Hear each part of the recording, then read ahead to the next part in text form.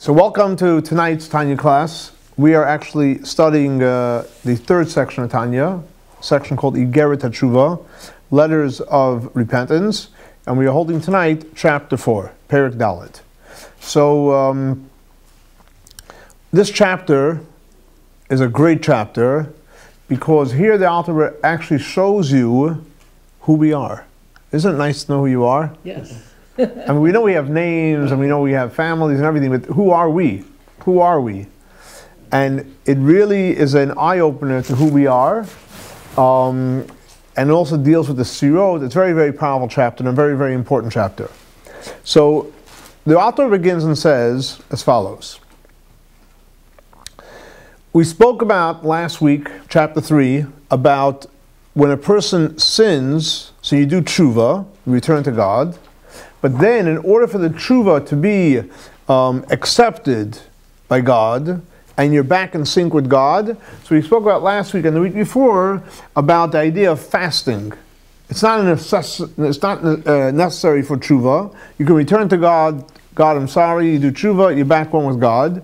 But when a person goes ahead and fasts and or gives charity, then you can come back to be what? L'ratzon l'fnei Hashem. So that's what we spoke about last week. So the author in this chapter brings it back full circle, because he started in the beginning saying, what's tshuva? Returning to God. Then we digressed last week and a little bit the week before about fasting, how really you don't need it, but then he goes into the whole, how many fasts you should fast to make it l'ratzon l'fnei Hashem. But he says, let's stay focused. Remember, what's the important thing? The important thing of tshuva is to return to God, and two words, very important words, in truth, emes, and belev of shalom, in a complete heart. In other words, like this. You can say, hey God, I'm sorry, I did this wrong, whether I missed the opportunity to do a mitzvah, or God forbid I did a negative precept, I transgressed a negative precept. Either one of them, which track you did something wrong. Okay, God, I'm sorry. So that words is good, but the Alter Rebbe says you have to make sure you're doing it be'emes, you're doing it from a place of truth, and you're doing it what? With a complete heart. So since tshuva is what? Very powerful, because when a person does something wrong, or you miss an opportunity and you return to God and say, God, guess what? I'm sorry. I'm sorry. I'm back.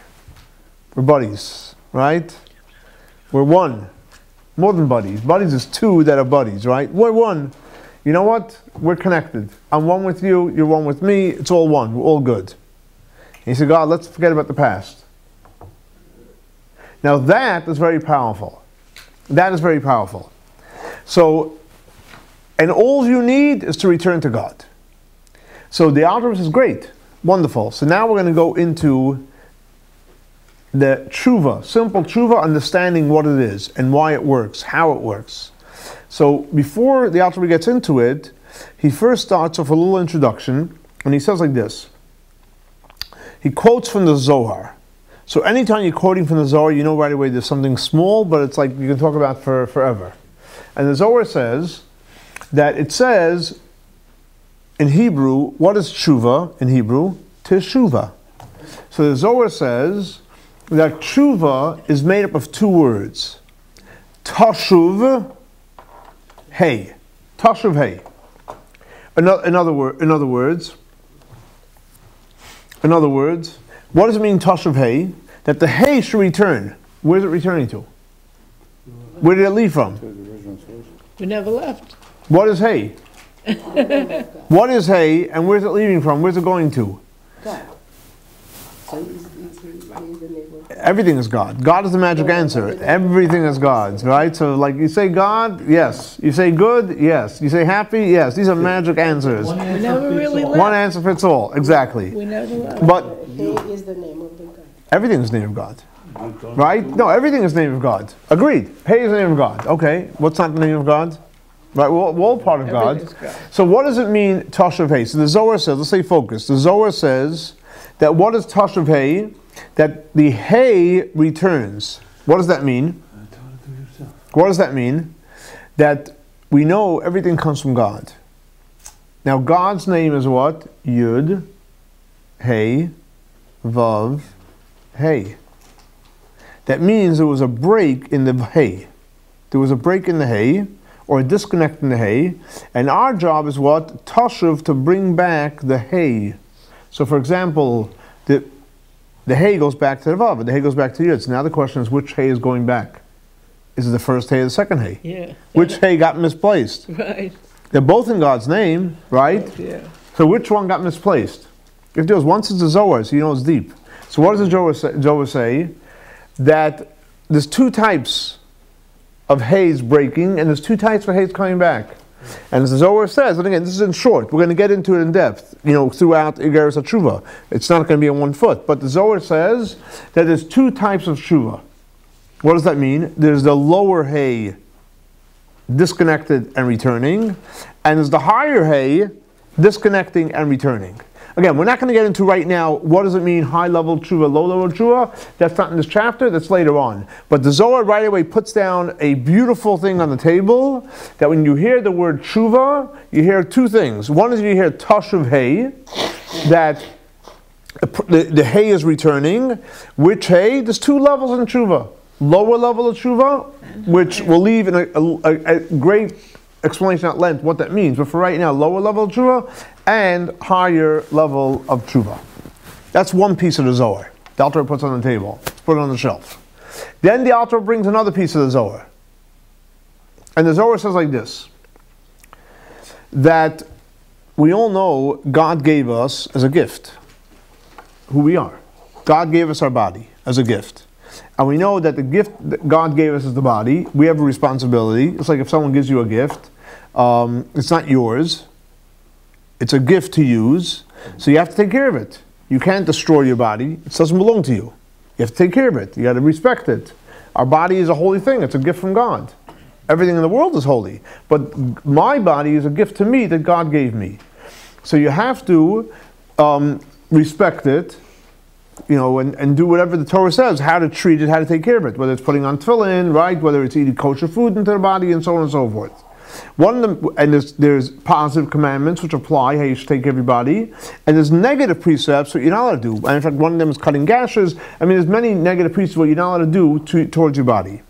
So one of the positive precepts we know is to have circumcision for the male, and we also have a biblical prohibition of not God forbid, spilling any negative seed for no reason, wasteful seed. We know in the Torah many people, unfortunately even Aaron's kids, died because of that sin. So we have a responsibility to obviously protect the holiness of the circumcision and not, obviously, God forbid, wasting any seed. Now, Zohar says, what happens if someone wasn't careful? Hi, welcome. Come, have a seat. What happens if somebody wasn't? I'll give you this. I keep on forgetting. No problem. Thank you so much. Yeah. Thank you. Take care, Lawrence. Be well. We'll see you.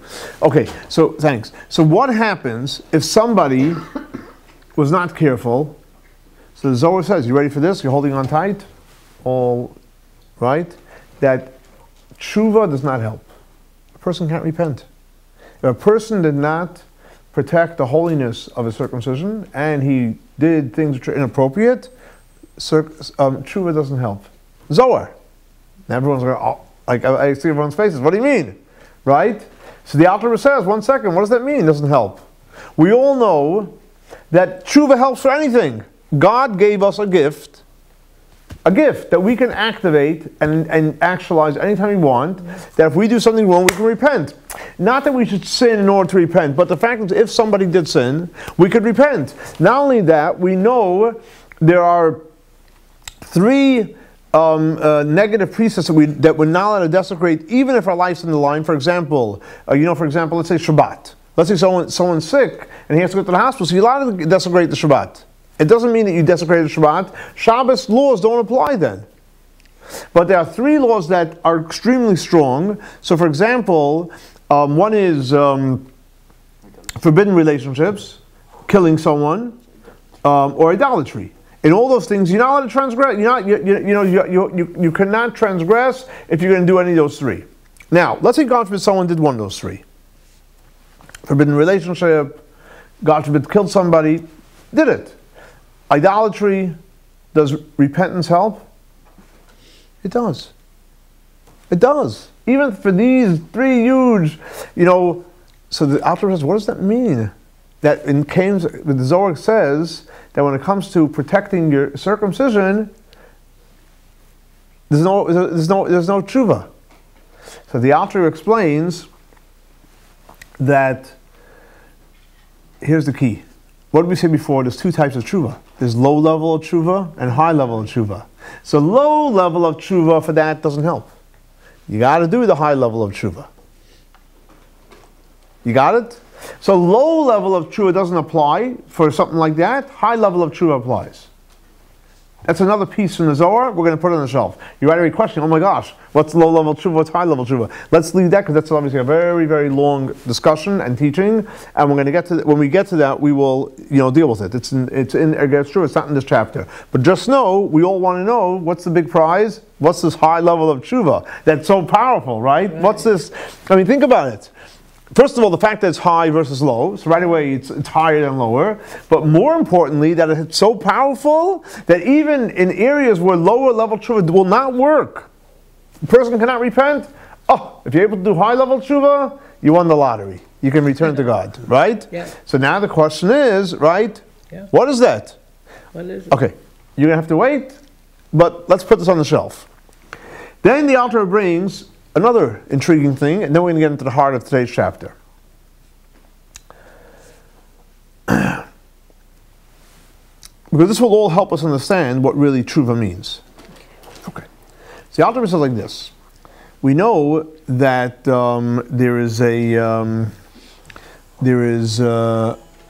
hi, welcome. Come, have a seat. We know that in the Torah, there's different punishments for different transgressions. So, for example, there's karet, when someone, someone's life more or less the betin decides, it's over. Or there's Misah b'dei Shemayim, where God basically takes someone's life. It could be 50 or 60, and there are certain sins that, boom, on the spot. Misah b'dei Shemayim is on the spot. Like we see, with Aaron's kids and other stories in the Torah, people just died on the spot. Why? Because they did certain things, and their atonement, it's not the whole discussion of their atonement was their dying, but irrelevant. The point is the person dies on the spot, or age 50, 60. So the Alter Rebbe asks the question, hold on a second. This is the famous question. I'll translate in simple English. Why do good things happen to bad people? This is where it comes from right here. The Alter Rebbe asks this question, hold on. We know so many people that based on the way they behaved and what they've done, they should have been dead many, many years ago, whether, at age 50 or 60 or whatever whatever the age may be. And look what? They're still here. They're walking around, they're enjoying a great life, right? Having fun, and they're still alive. Whoa, why is that? And again, the simple English question we always ask is, why do good things happen to bad people? And the fact is, again, in terminology of Kabbalah is, people that should have had death penalties, whether from heaven or by rabbinical court, and nevertheless are still walking around and living what? The great life. Okay, so those are three questions. Let's put it on the shelf, and now let's get into the heart of the chapter. And that's generally the way Chassidic discourse works. Is they'll usually bring something down, they'll ask a bunch of questions, they'll get into the heart, and they'll come back and try to obviously piece it together. Okay, so you're used to this type of study, but let's deal with what the Alter Rebbe talks about today. And today the Alter Rebbe is, again, since it's all about what? Becoming one with God, right? What's it all about? It's all about Shema Yisrael, Shem Elokeinu, Hashem Echad. It's all one. When a person sins, you move away from that oneness. You create a disconnect. You create a divisiveness. When a person does tshuva, what happens? You're returning, right? The pieces are coming back together. So you have to know, who are we? So the Alter Rebbe brings down a verse that says as follows: Ki chelek Hashem amo. That the people, the nation, our nation, who are we? Chelek Hashem. We are a part of God. Now, part of God. Now, here's what's important is, we all know that God has many names, especially this week's Torah portion, right? God says, Kel Shad, Shindal Yud, Elokim, Yud Kei Vav Kei. God has many, many names. But what name does he say about the Jewish people? Ki Chelek Yud Kei Vav Kei Amai. That the nation, the Jewish nation, is what? A part of which name of God? Yud Kei Vav Kei. Wow. Which name of God is that? Higher to lower in terms of higher energy versus lower energy. Anybody? Not only higher, highest. Yud Kei Vav Kei. The infinite name of God. So the verse says, Ki Chelek Havaya Ame. So now we're getting the first glimpse of who we are. You know who we are? Our neshama is a part of the infinite God. So next time someone asks you, who are you? Part of the infinite. Hey, part of the infinite God. Is that true or not true? And you can quote the verse, Ki Chelek Havaya Yud Kei Vav Kei Amoy. If we are His nation, we're part of that. And guess what? Once you know that, guess what? You're plugged in. Part of the problem most of the times we don't know who we are. So now the Alter Rebbe is telling you, you know who you are, you know who we are, you know who you are, you know who I am, part of God.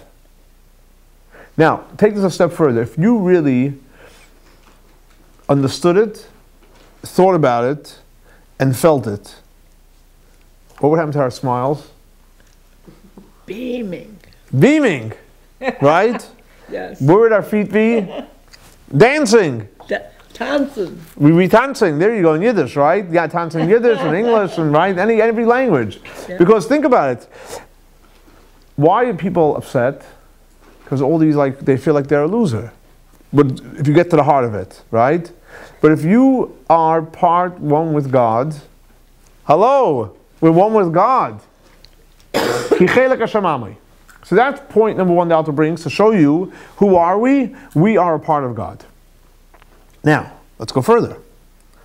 Not only are we part of God, the Alter says another point. Second point of who we are. When God created the world, so He created the world in 6 days, or in 7 days. 7 days resting is also a creation. But when He created the world, how did He create the world? Anybody know? With words. In Hebrew it's called? Utterances. Utterances, that's English too, very good. But let's get a Hebrew word here on the table. We have somebody's... Hebrew.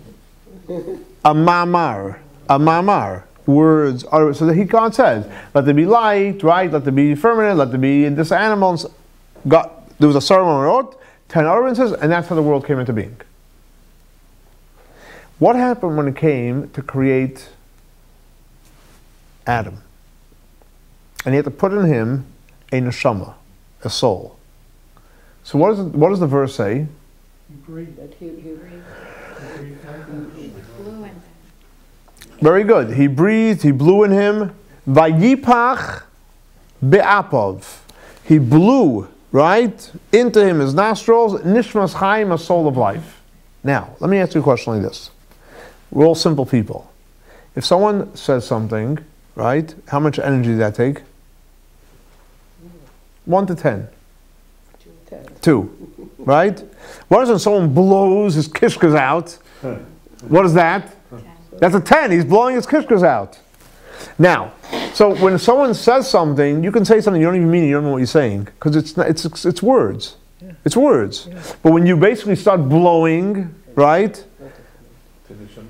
So it's coming now from where? From the inner part of you. So let's take it back. So when God created Adam, the first man, so what does it say? Vayipach bi'apov. God blew in to him his soul. So which part of God is it coming from? The inner. Huh? The inner. The inner part of God. The inner part of God. The depth of God. So 2 things now we just learned. We are part of God, right? We're part of Yud Kei Vav Kei, not Elokim and all the other names of God. But secondly, also, that what? Which part of God are we from? From the packaging or from the depth of the kishkas and the heart and the soul of it? Right? Uh-huh. We're from the inner stirrings of God. So we're not just what do they say in English, a sidekick, an afterthought, right? All these type of expressions. No, we matter. Because we are from Yud Kei Vav Kei, and we are from God's kishkas. God blew out. Oh my gosh. He's still catching his breath from that first, when He blew us out, right? Correct? I mean, think about it. You get exhausted. What? Then we have to be here. Absolutely. Yes. Yes. Now, however, God created other things too. What did God create? Angels. Guess what? Angels come from not Shem Yud Kei Vav Kei, from Shem Elokim, a much lower level. If you want to be an angel, you can be an angel. I'm not giving up my Yud Kei Vav Kei connection, right? You're basically giving up your like Madison Avenue parking spot for, I don't know, some cheap spot where there's plenty of it, right? So Elokim, angels are created from Elokim, that's number one, and also from the external part of God. So we are, think about it, we are prime creation of God, prime creatures of God. Why? Because we're connected to Yud Kei Vav Kei, and we come from the depths of God, unlike the angels and everything else that God created. Mm-hmm. Now, here's a simple question, Alter, just 1 second. Think about this. If we are from Yud Kei Vav Kei, which is we are, not if. Since we are from Yud Kei Vav Kei, take it back, we're not if. We are from Yud Kei Vav Kei, and God blew into us, right? Think about that a second. It's true. It's not if it's true. It's true. So now the question is, how are we still a physical human being, so like materialistic, and not in just like one with the Yud Kei Vav Kei and with that energy that God blew into us? Good question. Yes. It makes now the question. Oh my gosh! If we are so great, a seesaw. If we are so, and we not if we are. Since we are so great, let's get the if out. Since we are so great, we're part of the Yud Kei Vav Kei, and we're part of Yipach B'Yapav. So how come we're like so petty and silly at times? Because we need to wake up to knowing this. What do you mean? But God blew it in you. I mean, come on. If you put your finger into a 220 electric socket, right? 220. What would happen to you? You're going to wake up or not wake up? Don't tell me you're sleeping. You're not going to be sleeping. You'll be waking up very, very quickly. Probably even at 110 you'd wake up. Well, then why don't we know? Right? So what is going on with us? Yeah. We got only the possibility. I think we fell asleep. We have to work for that. But again, it's simple. We are connected to Yud Kei Vav Kei. And by the way, and that's why when a person stops for a moment, digress, we'll get right back, and thinks about the fact that he was created from Yud Kei Vav Kei and the fact that God blew into his neshama, you know what happens to the person right away? Oh my gosh, you're on electric. You're on steroids. You're jumping all over the place. Better than any bottle of alcohol or any other drug that can do to you. Why? Because you're connected, infinite, not finite, infinite. There's nothing in this world that can take you to the infinite place, but we are the infinite. We're not aware, but the minute we become aware, you know what happens to us? Oh my gosh, you need nothing. You just, oh my gosh, this life is great. Your eyes, everything opens. Everything, you're totally awake and alive and alert. So if that's the case, right, how come we're so like, at times even divisive, have some anger or hatred? Where does that come from? Well, you said we're not aware. But how could we not be aware? That's the question. How could we not be aware? Yeah, that's the question. Because also we animals. What? We also got animals. And therefore, let me tell you, if you connect with the infinite animal soul doesn't have a chance. Doesn't have a chance. Which I agree with you, but I'm not disagreeing with you. But if we're taking this perspective, if this is what we're dealing with, has an animal have a chance to even like be in the whole arena here? Yeah, but the ego clouds our vision. Yeah, but come on, if you have the infinite, it's like, there's nothing, no ego. Ego dies. It should obliterate it in 2 seconds. 2 seconds, not even in a split second. Or right? So the Alter Rebbe explains as follows. That because God wanted to create a world where God should be concealed, because God had a plan. You know, God had a plan. He had a vision, he had a dream, he had a certain pleasure, tava. He had a certain idea that he wanted to do. He wanted to create a world that's a physical world, that should look like it's a physical world. It should look like God's concealed, but nevertheless, there should be us here, and we should be looking for God. That's what God wanted. In order to accomplish that, if we were totally aware in a clear way, it doesn't change the reality, because we do have Yitzchak within us, and God blew it in us. But if we were really aware, and we were alert to that, guess what? Do you think it would be a game or an effort for us to follow God and do everything God says? No. We would be like Angels, on a certain level, not complete, because we just said before angels come from Elohim, but we would be basically robots. We would basically do whatever God wants. Anything that's not God would totally tune out, because we would be, so to speak, Yud Kei Vav Kei would be revealed. So therefore God had to tone us down. He toned down our clarity, and He created somewhat static. How does God create the static? Because when He created us, so even though the source, again, the source doesn't change. We come from Yud Kei Vav Kei, and God blew it in. But it went through a, I don't know if you want to call it a filter or a transformer, right, of Dibur. And if you remember, what does God do in the beginning of the Torah? He says, Nasa Adam B'Tzalmenu. He uses Dibur. He uses a mamar, or you called it an utterance. He used words to create the human being. So even though we already created from the infinite part of God, from Yud Kei Vav Kei, and even though God blew it within, but He used a transformer to tone down that energy, and the way He toned it down, in terms of the Kabbalistic lens, the way we see it from the Torah, is very clear. God says, Nasa Adam B'Tzalmenu. So the minute He went and He used Dibur, He didn't use Vayipach, so He toned down that energy. So the source is what Yud Kei Vav Kei. The source is Vayipach, but it went through the process of toning it down, and now we have us human beings that have the biggest, what we can relate to, diamond and treasure within us, because we're connected to Yud Kei Vav Kei. But we also have the fact that God blew it within us, because God lowered, so to speak, the clarity and the vision and the feeling for it. So therefore, we see me, we see you, and it's I think and you think, and there could be conflict and so on and so forth. That's all because God toned it down. But the fact is, it's just a transfer and tones it down. It's not really real, because the real us is what? What's the real us? Yud Kei Vav Kei. The real us, God blew the energy into us. So therefore, all we have to do is what? Pop the cover. Or open our eyes. And really, the truth is, you can't hide the truth. The truth is, we are part of the infinite part of God. So much so, the Alter Rebbe now is bringing it back. So much so, the Alter Rebbe says, the Alter Rebbe now demonstrates to us beautifully how we are just like the infinite God. And here it's a beautiful demonstration the Alter Rebbe does. And this happens to be a classic and almost like a reference. If you ever want to go back on this topic, this is the place to go. Chapter 4 in Kares Misah, where the Alter Rebbe goes through God's name, the Yud Kei Vav Kei, the way it's broken down into the 10 Sefirot.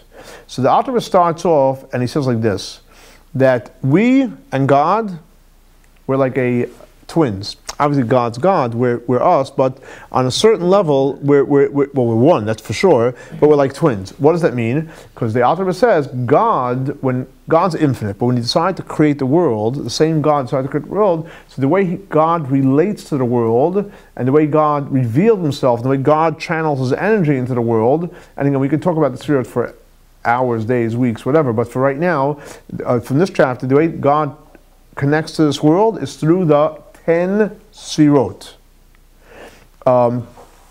Us, human beings, the way we operate is how? 10 Kochot, which comes from the 10 Sefirot. So therefore you see that we're twins. We're not only that we are part of God, we literally operate the same way. We operate the same way God operates. Obviously, God operates on a huge scale, and we have the same tools, obviously watered down, on a smaller scale. And here the Alter Rebbe explains, goes into, again, we're learning about God, we're learning about us, who we are, back to who are we. We are what? A part of God, we're part of the Yud Kei Vav Kei. So what is the Yud Kei Vav Kei? So the Alter Rebbe explains, he quotes from the Zohar, which actually we say it every Friday night, before Kabbalat Shabbat, Patach Eliyahu. So what does it say there? The Zohar says like this, Antu, referring to God, right? The Afikat Asat Tikunim, you created 10 Tikunim, and you called it Asar Sirin, 10 Sefirot, and that's what you used to run the world. And basically, so all the 10 Sefirot, all 10, starting from whether you count Keser, Chacham Bina, and then you don't count Das, and all the emotions, everything comes from where? From Yud Kei Vav Kei. Everything comes from Yud Kei Vav Kei. So the Alter Rebbe explains, how does it come from Yud Kei Vav Kei? So again, it's all in. God's name is what? The infinite name of God is Yud with the Hey, with the Vav and the Hey. So Alter Rebbe first shows you the way the 10 Sfirot are in the Yud Kei Vav Kei of God, and then he's going to show us the way the 10 Kochot that we have are in the Yud Kei Vav Kei that we have, which is part of God. So he starts off like this, and he says, we have the Yud, we have the Hey, we have the Vav and the Hey. So if you take the Yud has two parts. There's the Yud, which is a dot, the smallest letter is dot. But then on top of it, you have like a little, it flares up or drops. It's a little dot on top of the Yud. So the Yud itself is a dot, but on top of the Yud is a small dot. So Alter Rebbe explains, what's that little dot on top of the Yud? That is basically the Nekudat, the essence of the Ratzon Hashem. In other words, when God had the will, for example, to create the world, where did it come from? From this little dot. He had an idea, right? A little idea by God, obviously it's huge. But the Ratzon comes from the dot on top of the Yud.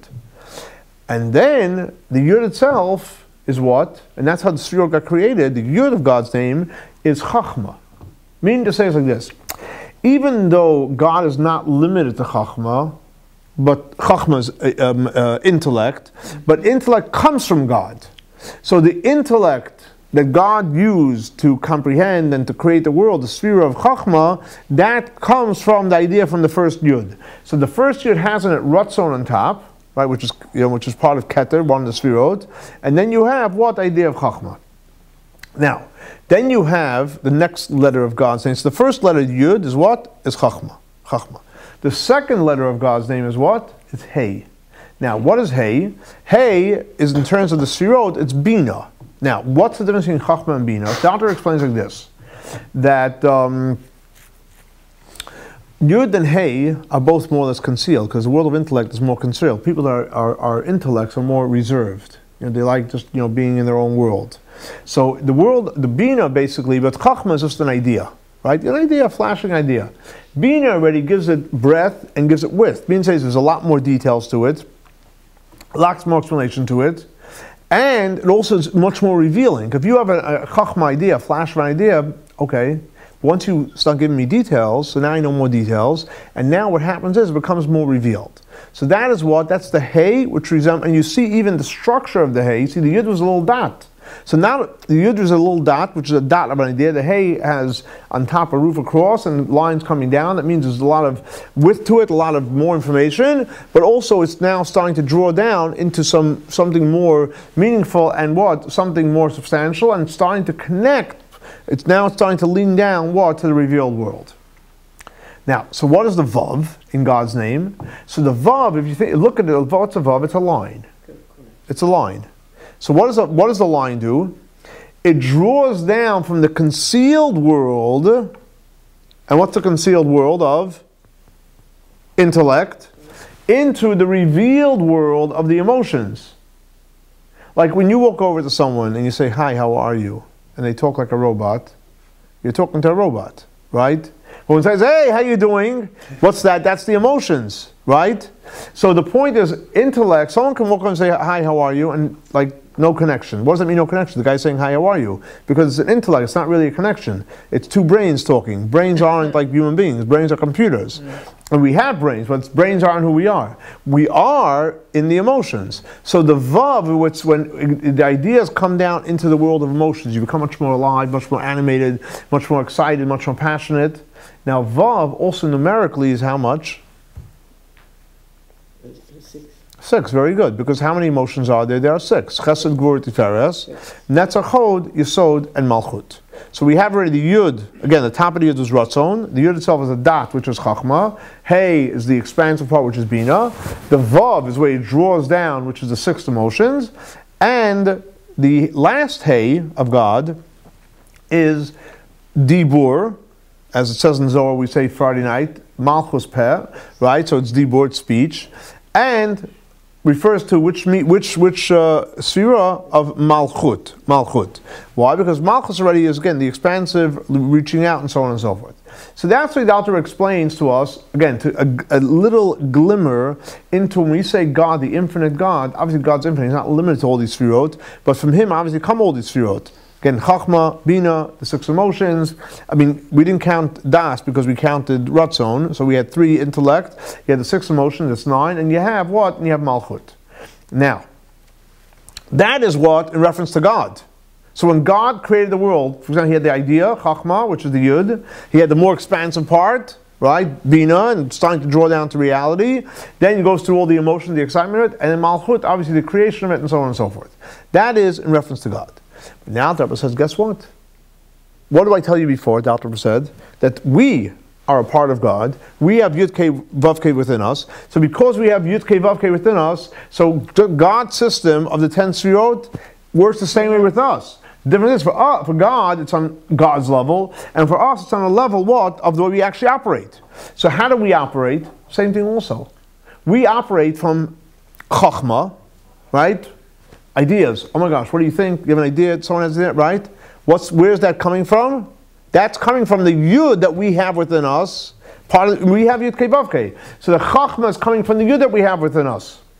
Now, what happens once we have this idea and we start thinking about it, and not only we think about it, but we know this, and we'll talk about something which we have something which is called the concealed part of our heart and the revealed part of our heart. In other words, there's the external heart, which is in the seat of emotions, we're not talking about yet, but then we have the internal heart. Like for example, we say in Shema, it's the same B'libeinu, give to our heart, Bina, Lahavin Lahaskel, and always I wonder, how does it go together? You want in your heart to understand? And the answer is, we're not talking about the external heart, we're talking about the internal heart. The internal heart sitting in the world of Bina. So the comprehension is coming from your internal heart. Like you say, what's your gut feeling? You know what I mean? Like, what do you really... So that's already the internal heart. The internal heart and the expansive part, the depth of it comes from the idea from the Hay. Then you have what? The Vav. So the Vav already is all our emotions. And the author explains again, what's our key emotions? What's the 2 big key emotions that we have? Love. Love, very good. And? Love and? Joy. No. No, love is right side. We got to balance it, huh? No. No. Love and? How about compassion? No. What's the source? That's good, but what's the source? The source is awe. Love and awe, and that gives you a good flying. Otherwise, if you had just love, you'd be going in circles. You had just awe, you'd be going in circles too. So you need the balance between love, right? Love brings you close to God, and awe keeps you from not transgressing. So vav, again? Then you have all the 6 emotions, but the source of all the emotions is love and awe, and that sits where that comes from the vav that we have. We have vav of God within us. And I never thought of awe as an emotion. Well, what? I never thought of awe as Sure, it's a beautiful emotion. Oh, Beautiful it's emotion. wonderful. And the hay is what, when it comes into reality, so for example, studying Torah and doing mitzvot, etc., you're voicing your action, and specifically, so the vav is when you talk words of Torah. Like for example, when you study Torah, right? If you just open I'm not talking about prayer, I'm talking about you're studying Torah. Prayer too, but if you're studying Torah and you take out a Chumash, a Mishnah, Talmud, Tanya, whatever it is, and you sit in the room quietly and you read, but you don't say the words, and you comprehend it. Have you fulfilled your obligation of studying Torah? No, you actually have to be dibartabam. You have to say the words. Doesn't mean you have to scream that the other guy from the next room should hear, and your neighbor should call the police on you. But it means that when you say the word, when you're learning, even if you're learning chavrusa, it's always best because you read and the other person reads. So this way you have like a sounding board. You know how far that your voice should carry. But even if you're studying on your own, sit down and read the words. Right? You read the words. Why? Because by reading the words, that is the vav that gets lit up. The Yud Kei Vav Kei, the vav of God's name, when you read the words, you're lighting up the vav. Or from the vav comes that you read it and you lighten up your life. So reading is extremely, extremely important when it comes to study. And it really has, it has a tremendous effect on you, first of all, to be able to remember what you're studying longer. And if you read something and you didn't say it, and then you took the next page and you read it and you said it, the one that you read, you'll remember it for much longer. That's a fact. But more importantly, you're fulfilling the obligation that God wants us what? To say it with all our heart and all our might, and all our bones to say it. And when you say it, you're actually transforming your body. So the Vav of God is speech, and the Hey of God is actions. Anytime you do a mitzvah, there needs a technical part of the mitzvah. The technical part of the mitzvah, irrelevant what the mitzvah is the Hey. That's the action. When you do a mitzvah with kavanah, so that's a perfect set. Because when you do a mitzvah with proper kavanah, with proper intention, so now you have the vav and the hey together. But if you're just doing it and you're not lacking the emotion, that's missing that. Now here the Alter Rebbe finishes off with a fascinating idea, and he shows you from Kabbalistically why and how meditation is extremely important. I'm talking about kosher meditation. I'll explain what kosher meditation is. So what is kosher Jewish meditation? Simple. What is Jewish meditation? So let's say you study something, right? Whether it's a verse in the Chumash, or a Mishnah, or Talmud, or if you really want to get even deeper, some mysticism, whether it's Tanya, Kabbalah, Zohar, or Chassidic discourse of the Rebbe, whatever it may be. Right? So you studied something. Boom. You spent, whether it's 5 minutes, 10 minutes, a half hour, an hour, and you studied something. Okay? Great. So you fulfilled the obligation of studying Torah. And if you said the words, you get the vav going, you right? Okay. But now, what happens when you stop, and it's quiet, and you start thinking and meditating on what you studied? I studied this, again, whatever you studied, and you start meditating on it. And you're meditating on something you've studied. So again, it's key. I'm making a disclaimer. It's not meditation about anything, about the number or a tree. You meditated on something of the Torah that you studied. So you're thinking about what you studied. And you think about it and you think about it. What happens then? And here the Alter Rebbe shows you beautifully the link of what happens. So you are right now, studied some Torah, and now you're meditating on it. Right? So you're taking your whole mind, your whole heart, because meditation is not just intellectual. When you meditate, literally your whole body goes into a focus. Your mind, your heart, your body, you're totally consumed now with this thing that you're thinking about. You almost you literally can lose touch with reality.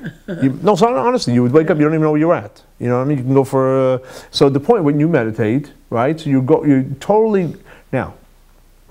So what are you thinking about? The Rebbe says, it's beautiful. What are you thinking about?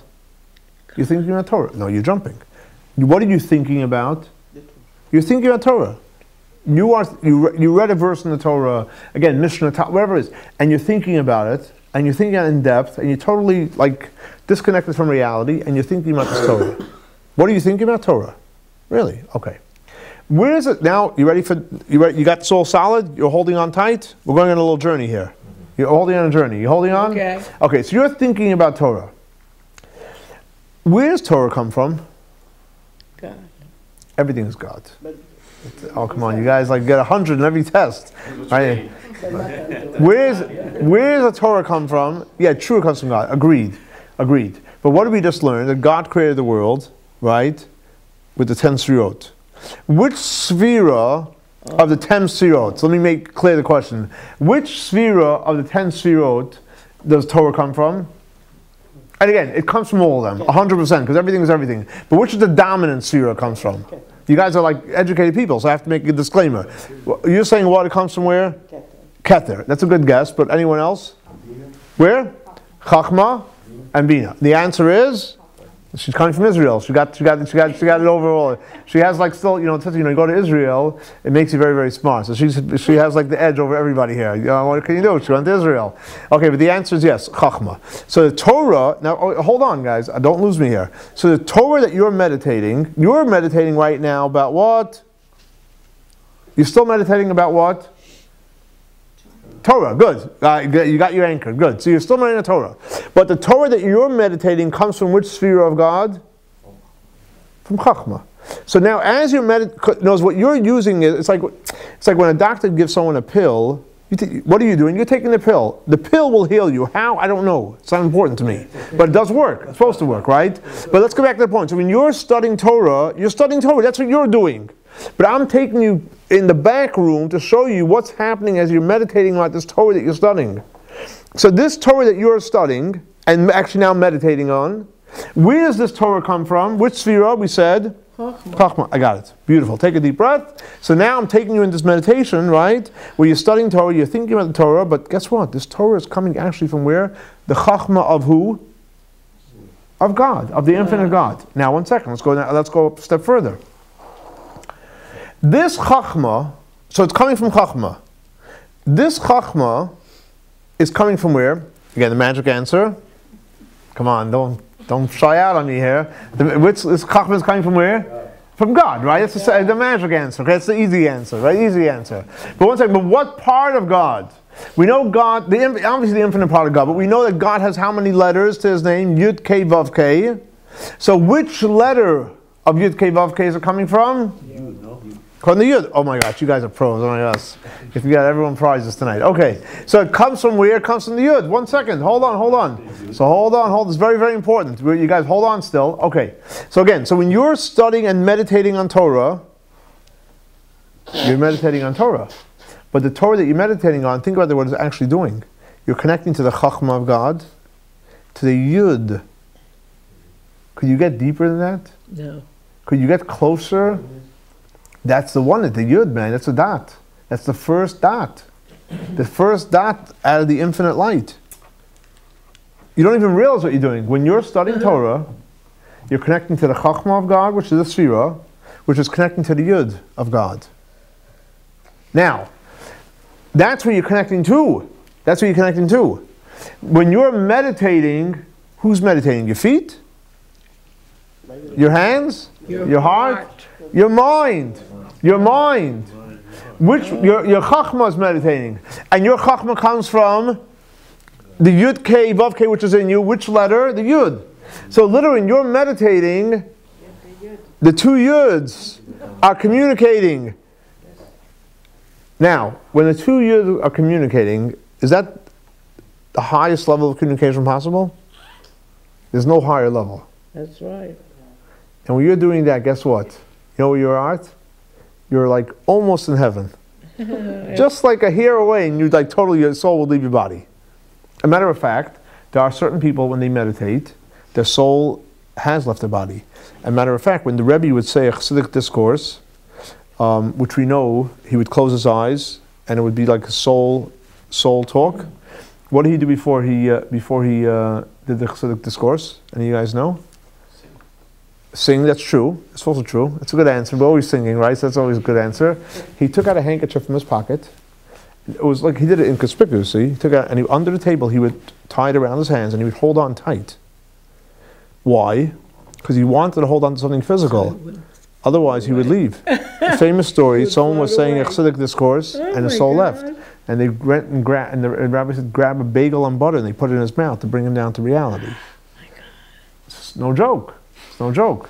So no joke. He almost left bagel and butter, right? He almost left his body. Yes. You're getting excited. Did he wash before? Oh, did he wash before he ate the bagel? Oh, very good. That's a good question. But he was life and death. I don't think that's right an issue. All right.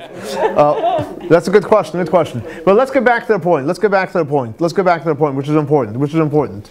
So here, what does Alter Rebbe show us? We have the power at any moment to create the most powerful relationship with God, because we are the most powerful creature that God created. In other words, God created us from Yud Kei Vav Kei. God blew it into us. We are connected. We're like twins with God. God has the Yud Kei Vav Kei, the 10 Sirot, we have the 10 Chochot, and we're really like one. Now we connect on a physical level. God, what's for lunch? What's for dinner? That's okay. It's a connection. God, I'm hungry. I want lunch. What level is that, you think? No, it's a level. It's a connection. The animals. Hey, but no, hold on. It's a connection. No, I want to eat kosher food. You make a blessing. It's a connection. We know it's not Yud, right? Probably the bottom hey, correct? But the point, right? But the point is, every time you study Torah, you ever wonder why if you're really studying Torah, you're not hungry? Why are you hungry? Oh my gosh, like I'm eating directly from God, from the infinite part of God. So the Yud K Vav K is powerful. And we have the power. We have that. And we have power to connect. You're spiritually Now, fed. What? You're spiritually fed. Spiritually fed. Okay. So in other words, so chapter 4, Perek Daled, Igeret Teshuva, is extremely powerful. Because it really opens up to your eyes who we really are.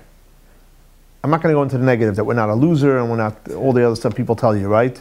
Or let's look at the positive side. What does Tanya say?